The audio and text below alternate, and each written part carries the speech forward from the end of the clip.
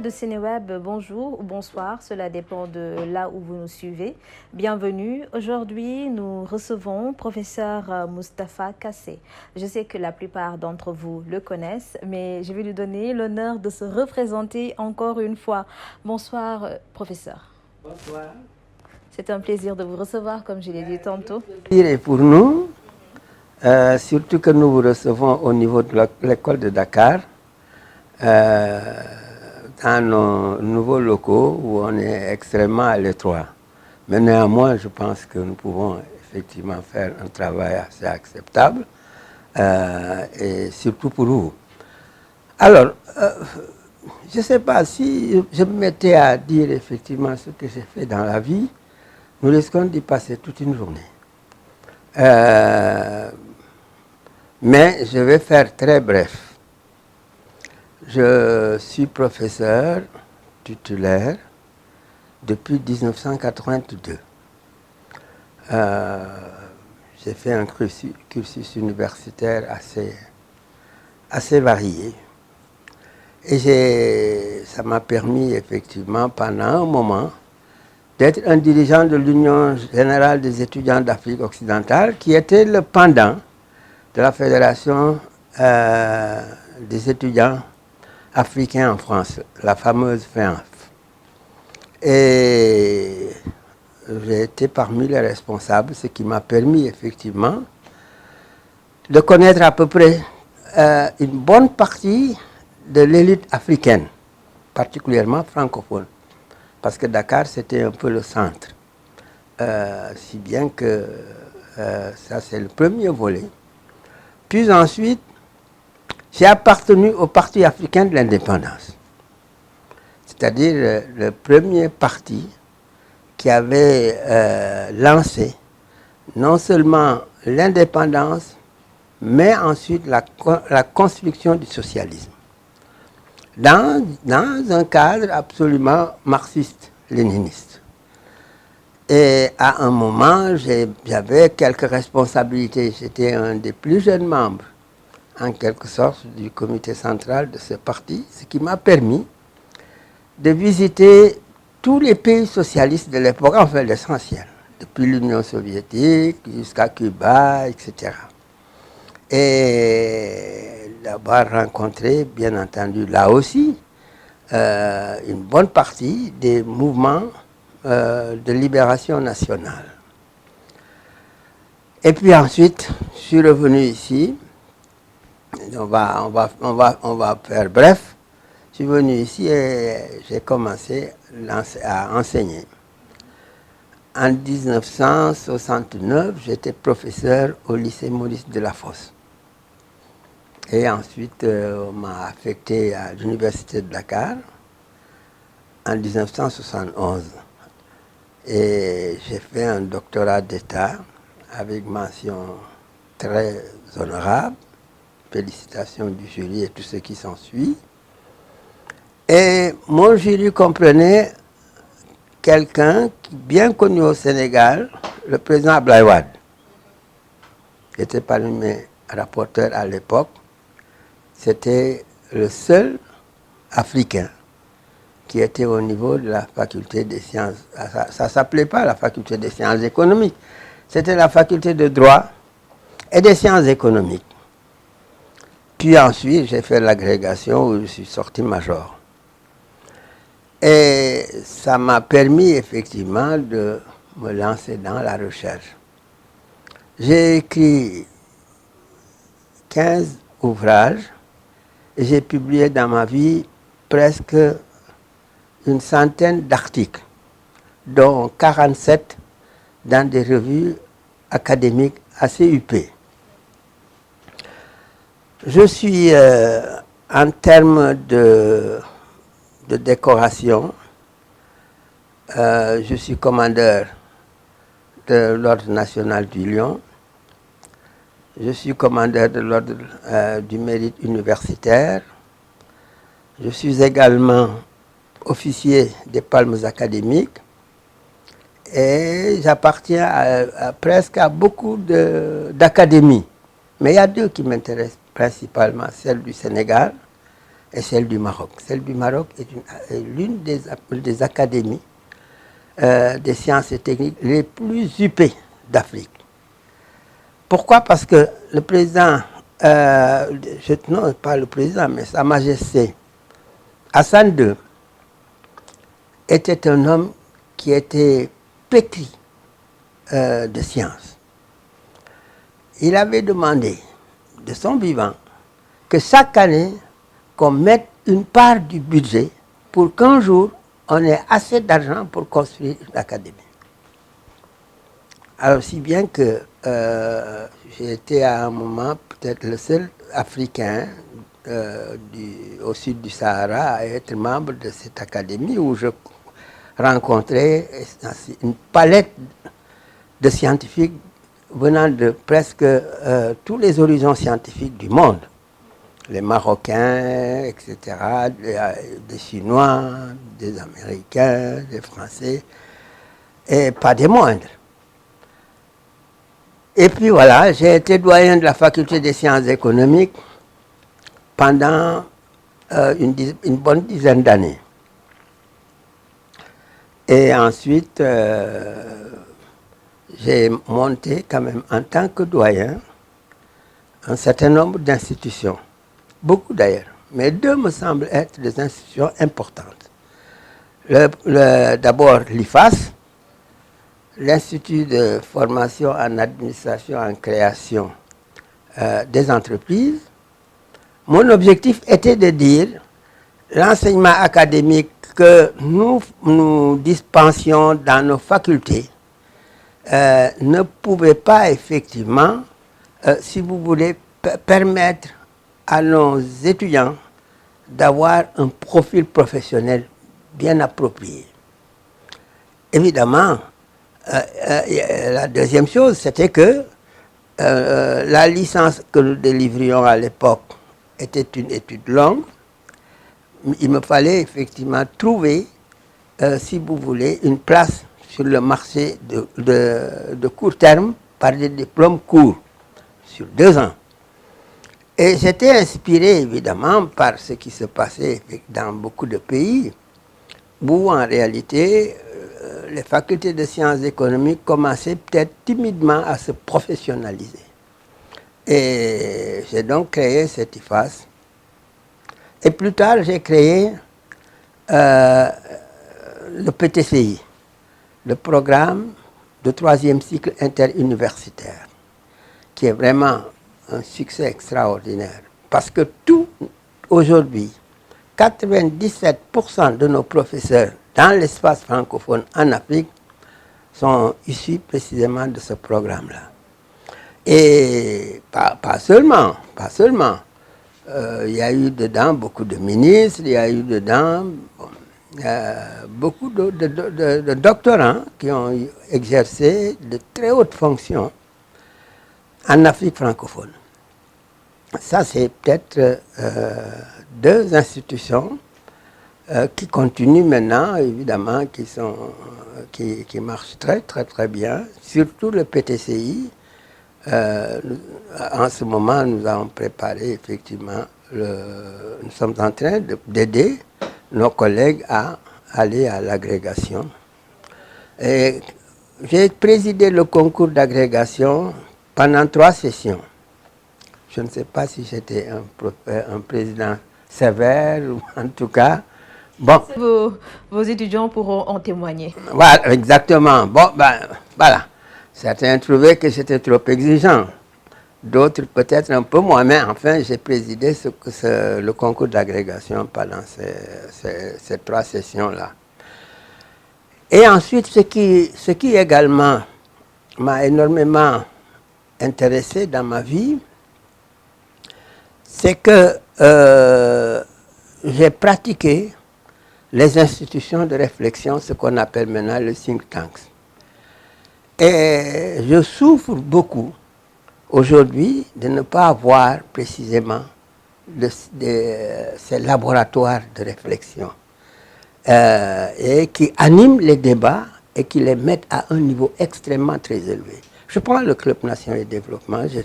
J'ai été le vice-président du Club Nation et Développement pendant une longue période, jusqu'à ce que, bien entendu, précisément, le régime socialiste ait disparu.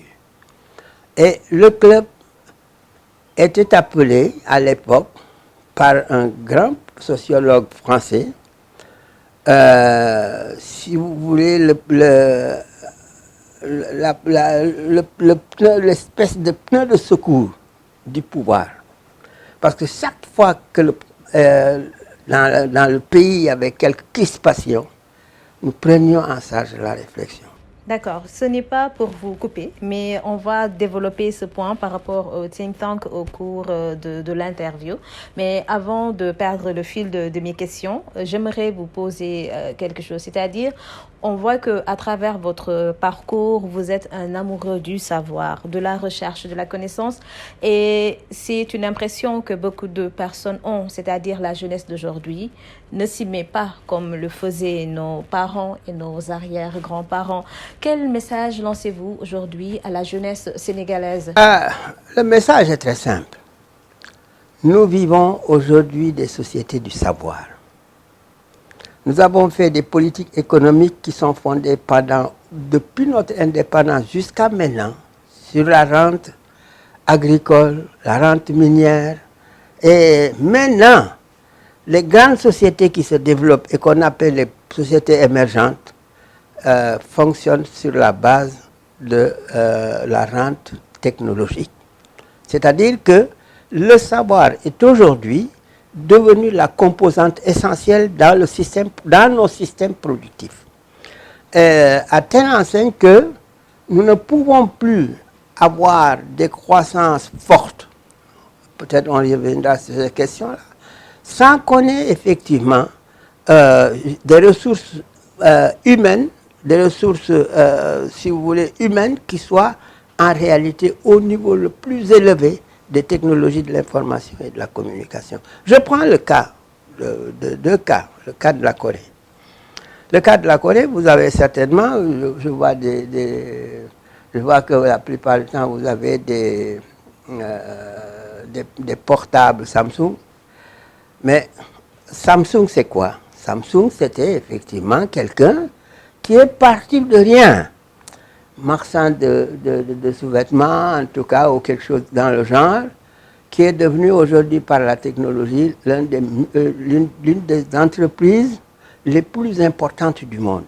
Et la Corée du Sud, ayant fait l'option du savoir, évidemment, est devenue aujourd'hui la 14e puissance. Vous comparez, par exemple, la Corée et le Sénégal et la Côte d'Ivoire. En 1960, le Sénégal et la Côte d'Ivoire avaient de meilleures dotations factorielles naturelles que la Corée. C'est-à-dire qu'avec un revenu, si vous voulez, per capita, par tête d'habitants, qui était au niveau de 700, 800 000 dollars. C'était valable aussi bien pour la Corée du Nord que pour la Côte d'Ivoire et le Sénégal. Aujourd'hui, la Corée est à 37 000 dollars.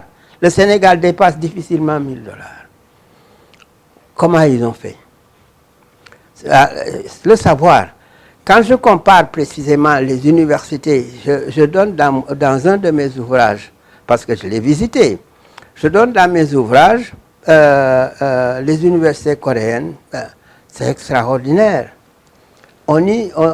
Très tôt, on les forme effectivement aux technologies les plus avancées. C'est-à-dire, c'est ça la richesse domaine du monde. Nous allons aller vers 3 révolutions qui me semblent des révolutions déterminantes, mais qui évidemment seront axées sur le savoir. La révolution numérique, on y est déjà. Hein? Nous allons avoir la seconde révolution qui va aller précisément dans la conquête de l'espace, etc., jusqu'à l'intelligence artificielle. À telle enseigne que, si nous interrogeons les systèmes productifs, n'est-ce pas, tous les systèmes productifs performants se basent principalement sur l'utilisation du savoir. Donc, nous devons avoir de bons systèmes de formation. D'accord. Ça me permet de vous demander, donc vous jugez qu'il y a une inadéquation entre les formations que l'on donne au niveau de nos institutions, écoles, et la réalité du marché de l'emploi? Je ne le crois pas. Mais néanmoins, ce que je crois, c'est que nous devons armer à l'université nos étudiants à telle enseigne qu'ils puissent effectivement épouser les outils d'aujourd'hui. J'ai fait un ouvrage sur l'industrialisation. Alors, ma fille Bousso me pose, mais pourquoi ce bras-là? Pourquoi vous mettez un bras? Pourquoi vous mettez un bras avec plein de machines? Je dis, je lui explique toujours. Évidemment, bon, elle m'a fait rectifier certaines choses parce que le design restait encore quelque peu problématique. Mais je lui ai dit, vous savez, nous naissons tous égaux. Personne n'est... Parce que vous pouvez naître à Tambacounda et l'autre en Californie ou en Corée ou au Japon, nous naissons égaux. Mais jamais un enfant n'est né avec une cravate et puis ensuite un certain standing de vie. La différence viendra des machines des machines qui l'assisteront dans son travail productif. Les machines qui l'assisteront, c'est ce que j'ai essayé de mettre. C'est-à-dire que autant vous aurez effectivement un outillage technologique le plus important possible, autant, bien entendu, vous serez plus productif. C'est donc cette image. Si bien que ce que nous disons aux étudiants, c'est effectivement l'acquisition des savoirs.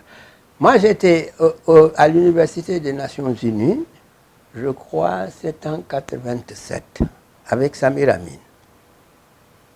Alors, j'ai visité une sorte de crèche maintenant, où effectivement, les enfants commençaient à maîtriser précisément la structure robotique. On les a formés pour ça. Imaginez à cet âge-là, aujourd'hui, qu'est-ce qu'ils sont devenus, mais de très grandes personnalités. J'ai visité également l'Institut de Volgograd, je crois, en Union soviétique, c'est-à-dire la cité des savants. Mais là aussi, très tôt, on arme précisément, on arme les étudiants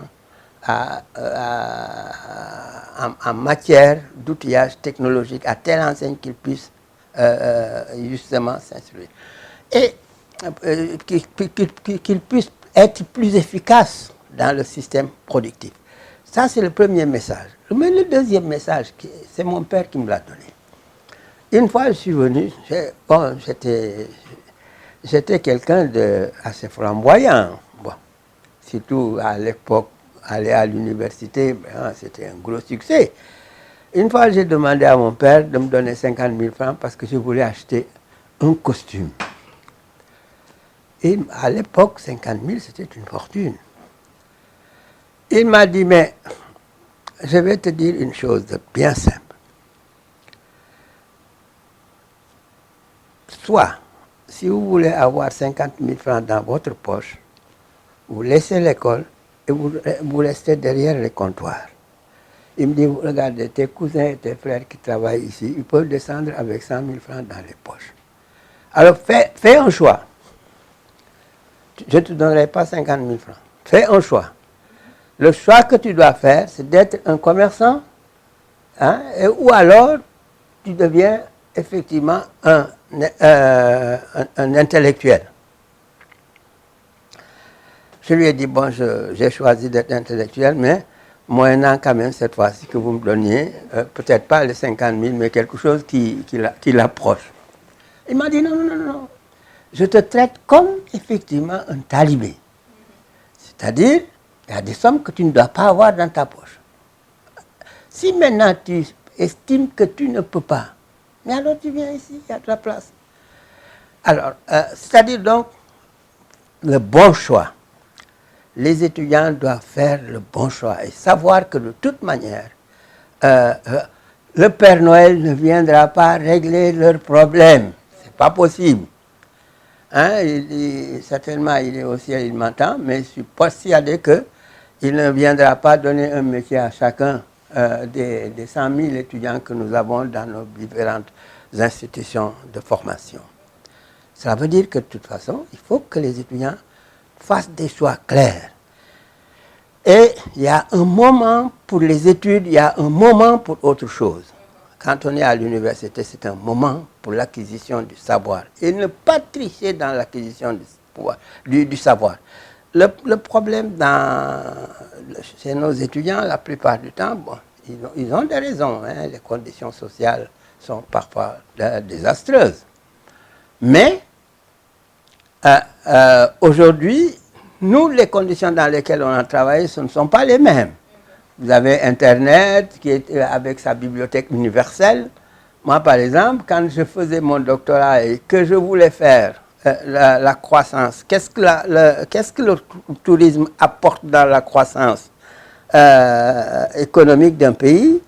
Je me suis engagé exactement comme un plongeur. Et j'étais en Tunisie, au Maroc, et ensuite en Espagne. J'ai vu effectivement comment ça se passait, quelles sont les corrélations entre la demande touristique et l'offre d'infrastructures d'accueil, quels sont les revenus qui sont générés et qui en bénéficient. Aujourd'hui, il faut un petit clic pour que les informations soient à votre portée. C'est quand même une chance extraordinaire. Une chance extraordinaire. Alors, c'est pourquoi je pense que les étudiants doivent comprendre la chance qu'ils ont. C'est-à-dire de se préparer ou de préparer leur propre métier. Maintenant, les métiers sont fluctuants. J'ai écrit un article qui a été extrêmement discuté. J'avais dit c'est la fin du travail manuel. Alors, un ami qui est un grand prof en France, il m'a dit « Ah non, Moustapha, tu t'es trompé. Pas la fin du travail manuel. C'est le début d'un recyclage permanent. Les métiers changent et il faut changer avec précisément les systèmes productifs et offrir en quelque sorte du travail qui correspond effectivement aux besoins du système productif que vous avez. Et pour cela, on se recycle en permanence. C'est-à-dire, au fond, l'apprentissage devient un phénomène quasiment permanent. C'est-à-dire que vous n'êtes pas assis définitivement pour un emploi, mais vous pouvez changer 1000 fois d'emploi.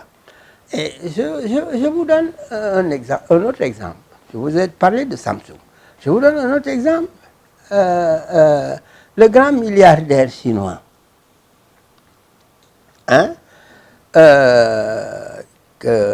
Jacques Ma. Celui-là, il avait fait le concours, il avait fait une demande d'embauche chez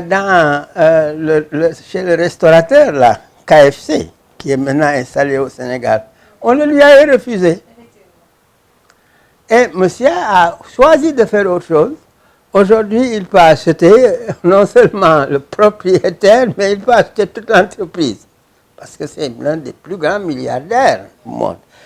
C'est-à-dire, au fond, les étudiants la jeunesse doit comprendre qu'il n'y aura jamais un emploi pour tous, on crée son emploi.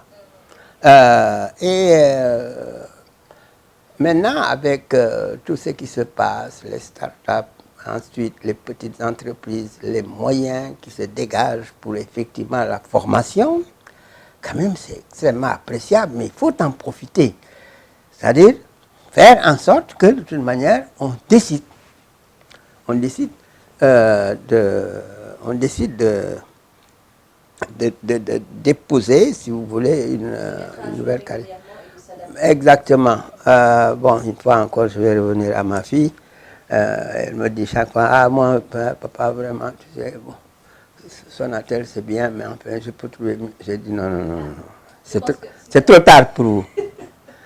Vous trouvez mieux? Elle peut trouver mieux, mais c'est trop tard. C'est trop tard. C'est-à-dire en fait, on peut, il est possible, il faut comprendre son système,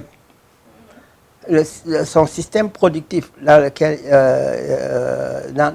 on évolue.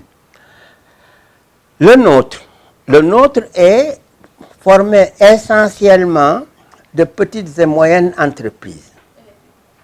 Les petites et moyennes entreprises, il n'y a pas une politique adéquate de promotion des petites et moyennes entreprises, ça n'existe pas. Jusqu'à aujourd'hui, non, laisse-moi terminer, s'il te plaît. J'ai écrit un article, excusez-moi, un ouvrage. C'est le troisième avant ces deux-là. Et que j'ai intitulé le secteur privé, la jambe faible de l'émergence. C'est-à-dire le binôme État-émergence est un binôme qui, en fait, ne fonctionne pas convenablement. Parce que si vous avez 94 000 et quelques entreprises petites et moyennes, n'est-ce pas? Et que vous n'ayez pas effectivement tous les accompagnements pour une plus grande efficacité, vous ne pouvez pas réussir. Si bien que le taux de mortalité des PME est extrêmement élevé au Sénégal. Parce que le système bancaire ne leur fait pas un accompagnement adéquat. Hein? Vous pouvez regarder les offres de financement. Les offres de financement sont extrêmement limitées. La plupart du temps, on prête précisément aux grandes entreprises, n'est-ce pas? Si bien que les crédits courts, les crédits de court terme s'adressent à, si vous voulez, des catégories assez spécifiées du secteur privé. Donc, elle est jeune encore, elle a 47 ans. Tu veux commencer un métier alors que tu en as un. Quelle est l'opportunité la meilleure? Rester là où et se performer davantage pour être dans la hiérarchie supérieure de l'entreprise, ou alors se lancer dans une entreprise, n'est-ce pas, ce qui est une aventure assez périlleuse quand on connaît les conditions de démarrage. Vous n'avez surtout pas, vous n'avez pas de capitaux propres. Hein? Donc vous n'avez pas un père rentier qui peut vous mettre à votre disposition quelques petits milliards ou quelques petits millions pour que vous puissiez... Alors à partir de ce moment, vous voyez bien, réalisme de vous pose. Donc cela veut dire performer là où effectivement vous êtes. Déjà. Alors, c'est pourquoi je me dis au fond, c'est une très bonne chose que de toute manière, que nous étudions le marché du travail. Il y a des gens, des politiques très prétentieuses qui viennent nous dire, on va, et tous les politiciens, hein, ceux d'ici ou ceux d'ailleurs, vous dire, on vous promet 500 000 emplois. Hein, ou d'autres plus encore d'autres plus ambitieux, 1000 emplois. Ils ne peuvent rien faire. Ce n'est pas à l'État de créer des emplois. Les emplois doivent venir du secteur privé. Les emplois doivent venir au niveau de ceux qui créent la richesse. L'État doit maintenant permettre effectivement de mettre un certain nombre de facilités lesquelles puissent autoriser l'entreprise à être performante dans le secteur où il évolue. Je vois par exemple, je l'ai étudié, hein, ces problèmes-là, peut-être ça nous amènerait loin. En soi, la petite et moyenne entreprise n'est pas une limite. Tous les pays qui se sont développés, sans exception, sont passés par la petite et moyenne entreprise. Si l'Allemagne est en tête aujourd'hui en Europe, c'est parce que l'Allemagne a le meilleur système de promotion des petites et moyennes entreprises.